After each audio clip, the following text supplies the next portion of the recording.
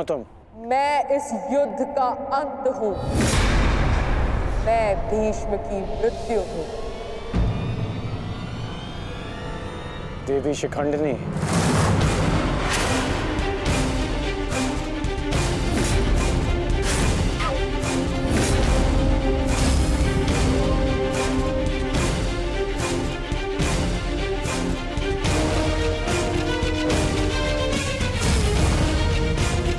देवी नहीं, देव। स्त्री नहीं, पुरुष। शिखंडिनी नहीं।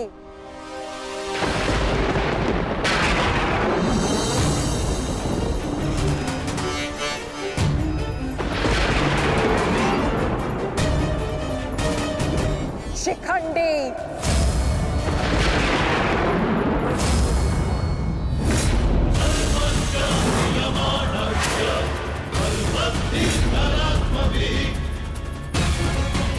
ये मैं हूं और कल मेरे उस वचन की पूर्ति होगी जो मैंने पांचाल युद्ध में तुम्हें दिया था अंगराज। एक दिन ऐसा आएगा अंगराज जब भीष्म मेरे सामने खड़ा होगा और वहां ना तुम उसकी रक्षा कर सकोगे ना तुम्हारा ब्रह्मास्त्र। स्मरण रखना, एक महायुद्ध होगा, महाविनाश होगा और उस विनाश को तुम भी नहीं रोक पाओगे।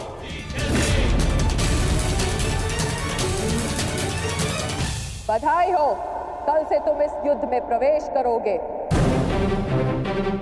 कल कुरुक्षेत्र एक योद्धा को विदा करेगा और दूसरे योद्धा का स्वागत।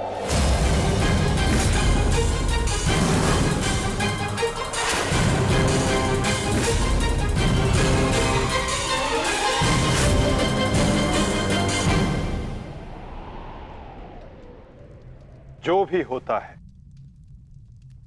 केवल समय के अनुसार होता है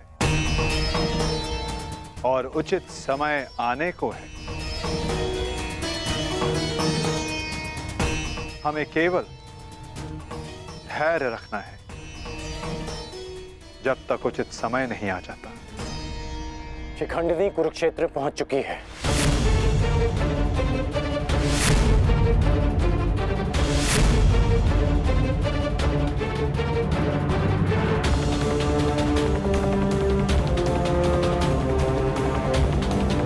शिखंडिनी के आगमन में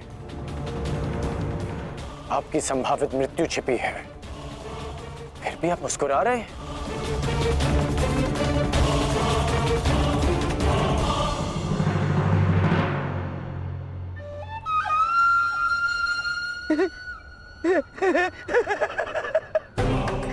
अब समझ आया महामहिम कि आप मुस्कुरा क्यों रहे हैं। युद्ध के नियमानुसार शिखंडिनी युद्ध में भाग ले ही नहीं सकती क्योंकि वो एक स्त्री है। नहीं, वो स्त्री नहीं पुरुष है। शिखंडिनी नहीं, शिखंडी है। वो स्त्री से पुरुष में परिवर्तित हो चुकी है और कल वो युद्ध में प्रस्तुत होगा और उसका एक ही उद्देश्य है,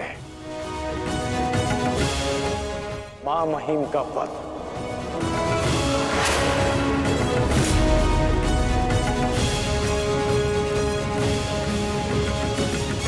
हाँ, एक स्त्री अपने प्रतिशोध की आग के चलते पुरुष बन गई। अद्भुत। भला यह कैसे संभव हुआ? कैसे हुआ वो छोड़िए मामाश्री, अब ये बताइए कि करना क्या है।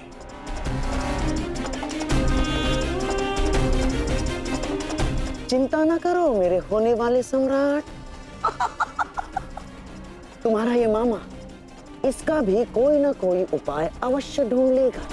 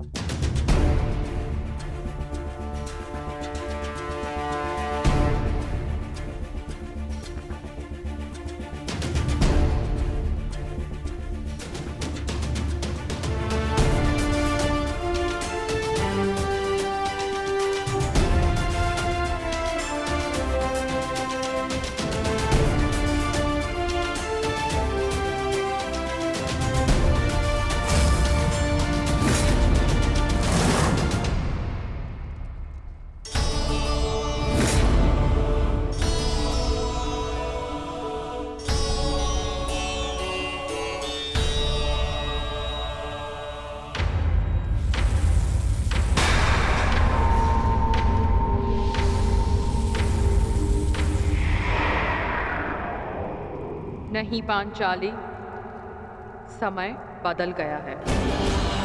तुम्हारे समक्ष शिखंडिनी नहीं, शिखंडी है। एक पुरुष, एक पुरुष, एक पुरुष।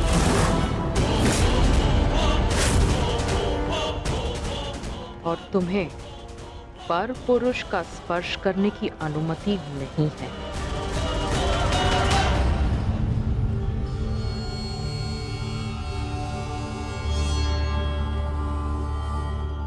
जब हमें सबसे अधिक आपकी आवश्यकता है, आप हमारे समक्ष प्रस्तुत हैं।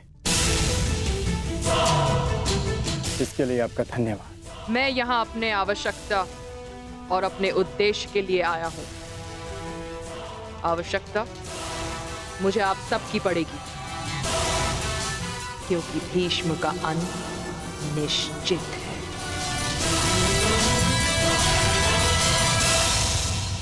ये मेरा वचन है, हम आपका पूर्ण रूप से समर्थन करेंगे, फिर चाहे कुछ भी हो जाए। युद्ध भूमि में हम आपके साथ खड़े रहेंगे और अंत तक युद्ध करेंगे। हमें यह कार्य कल ही संपन्न करना होगा, क्योंकि मेरे पास मेरे जीवन का लक्ष्य पूर्ण करने के लिए केवल एक ही दिन है।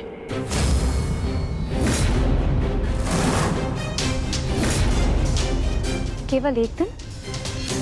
परंतु क्यों? तुम्हारी समस्या ये है कि तुम एक स्त्री हो, जिस कारण तुम भीष्म से द्वंद्व नहीं कर सकती। मैं तुम्हें पुरुष बनने का वरदान देता हूं, ताकि तुम भीष्म को परास्त कर सको। किंतु स्मरण रहे कि ये वरदान केवल 8 प्रहर अर्थात एक दिन के लिए रहेगा। हमारे शत्रुओं को इसका भान नहीं होना चाहिए कि शिखंडिनी केवल एक दिन के लिए पुरुष है।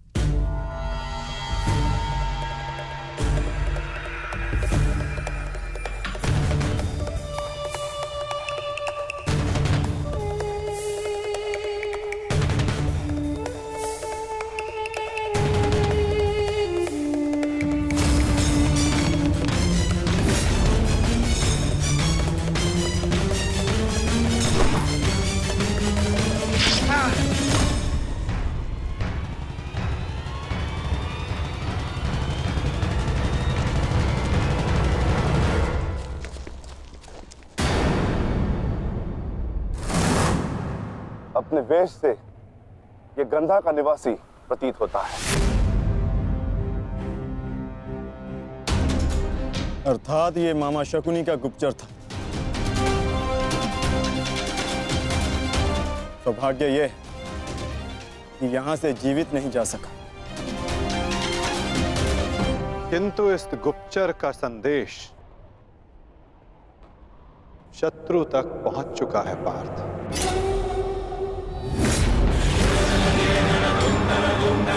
केवल 8 प्रहर, केवल 8। उसके पश्चात ना उस शिखंडी का कोई अस्तित्व रहेगा और ना ही भीष्म पितामह कोई संकट होगा।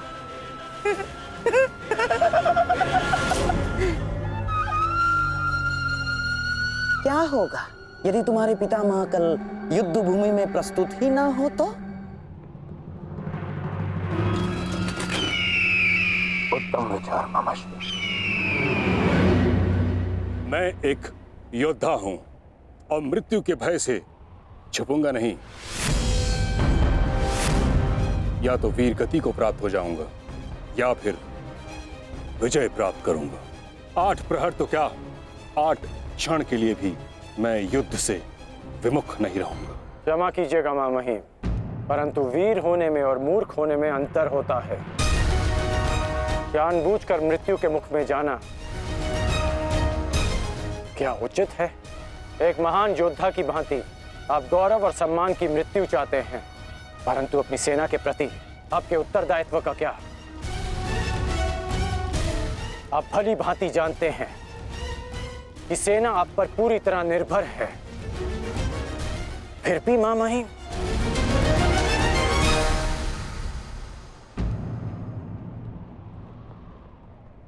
अंगराज ठीक कह रहे हैं पितामह।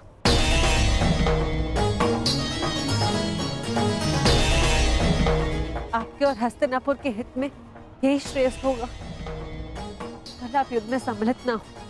कुंती, पुत्री, ये जानते हुए भी कि तुम हस्तिनापुर में अपने शत्रुओं से घिरी हुई हो, तुमने यहां रहने का निर्णय क्यों लिया?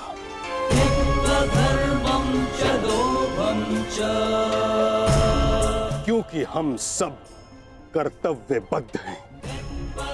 मैं भी अपने कर्तव्य का पालन कर रहा हूं। यह मेरा अंतिम निर्णय है और मुझे ऐसा करने से कोई नहीं रोक सकता।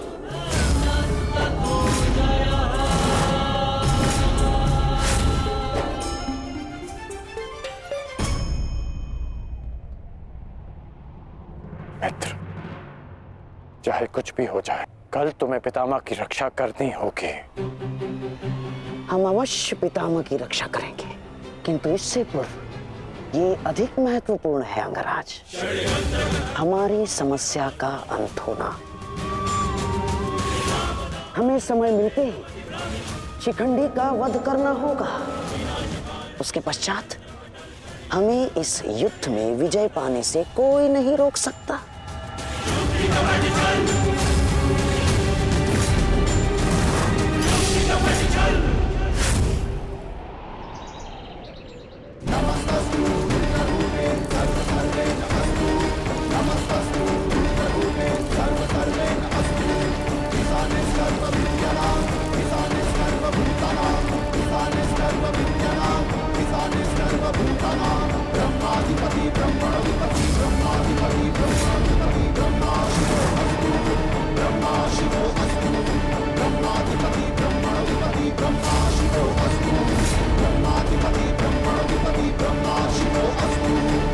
मामहीम, गंगापुत्र, आप ऐसा क्यों कर रहे हैं? मैं केवल अपने धर्म का पालन कर रहा हूं। मैंने सदैव यही किया है।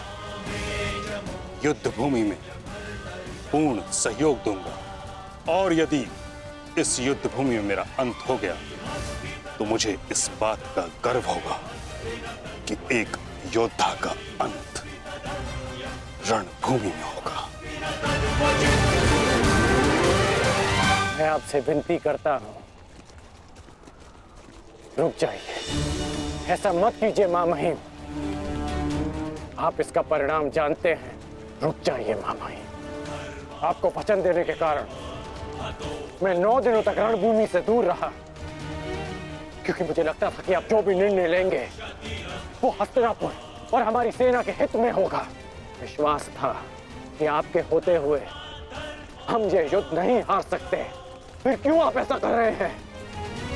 एक कौरव भरे अंत के लिए आप पूरी कौरव सेना का संहार नहीं कर सकते।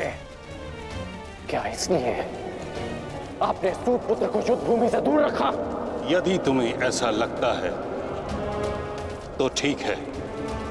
सूत पुत्र कर्ण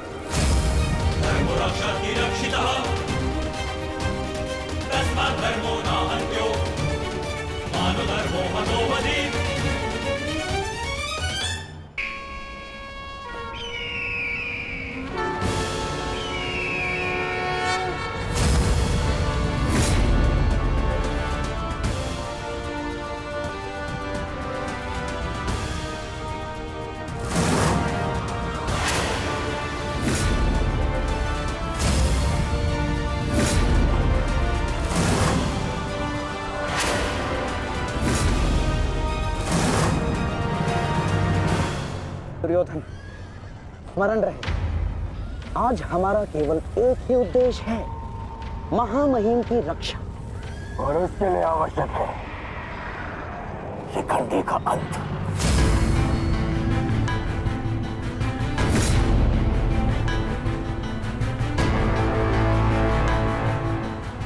आज मैं शिखंडिनी का कवच बनकर उनकी रक्षा करूंगा।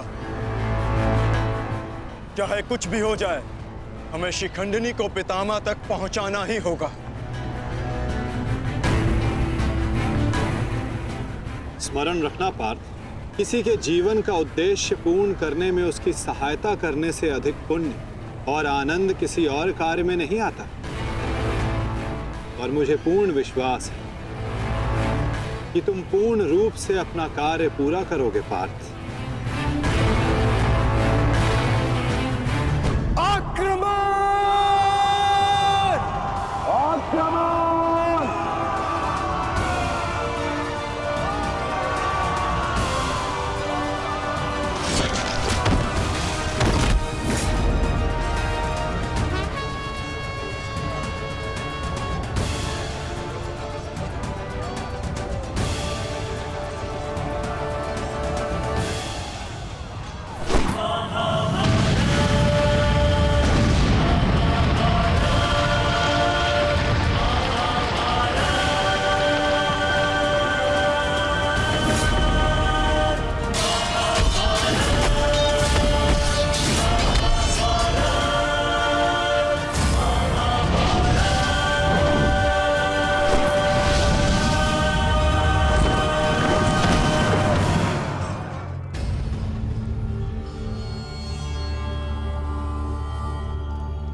एक सूत पुत्र मेरी ओर से युद्ध में भाग नहीं लेगा। भले ही कर्ण अंगराज है, परंतु यह बात भी सत्य है कि इसका जन्म एक सूत के घर हुआ है।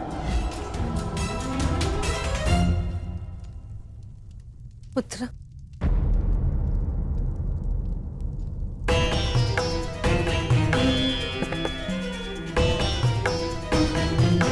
तुम यहाँ अंदर क्यों बैठे हो? क्योंकि अभी भी मैं महामहिम के आदेश का पालन कर रहा हूं। एक सूत पुत्र होने का मूल्य चुका रहा हूं।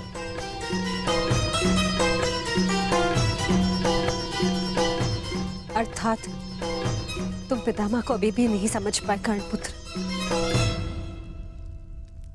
उन्होंने तुम्हें युद्ध में भाग लेने से इसलिए नहीं रोका क्योंकि तुम एक सूत पुत्र हो, इसलिए रोका क्योंकि वो जानते हैं कि तुम मेरे पुत्र हो।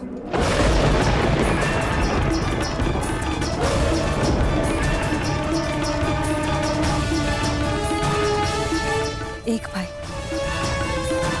एक दूसरे से द्वंद्व ना करे, एक दूसरे का रक्त ना बहे, इसलिए उन्होंने तुम्हें यही रहने का आदेश दिया।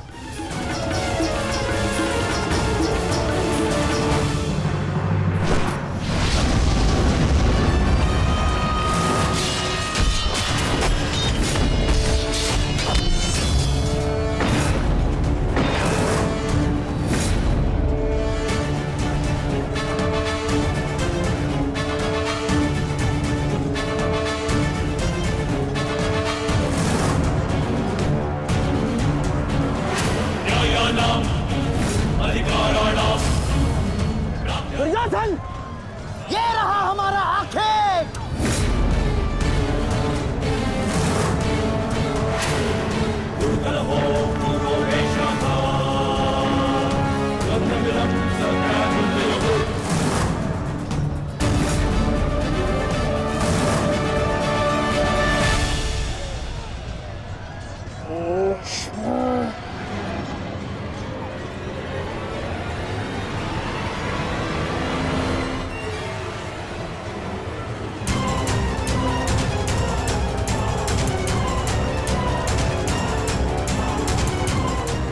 शिखंडी,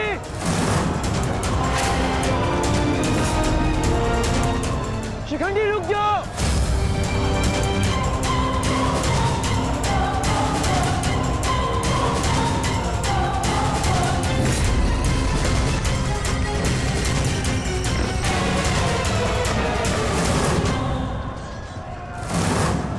देश, तुम्हारा समय पूर्ण हुआ।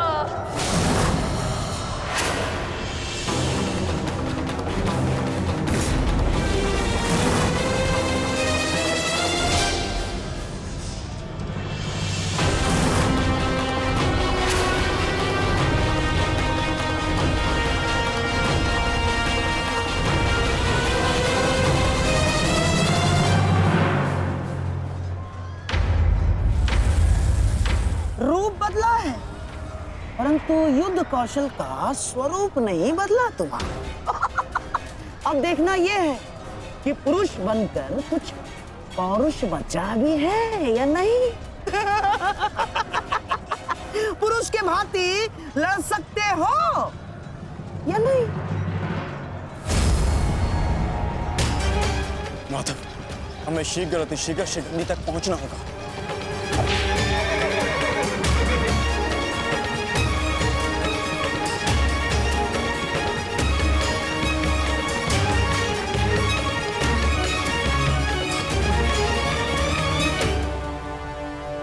इस समय युद्ध भूमि में क्या हो रहा है संजय? क्या शिखंडी ताजश्री तक पहुंच गया है? नहीं महाराज, वो अभी तक कौरव महारथियों के मध्य में फंसा हुआ है।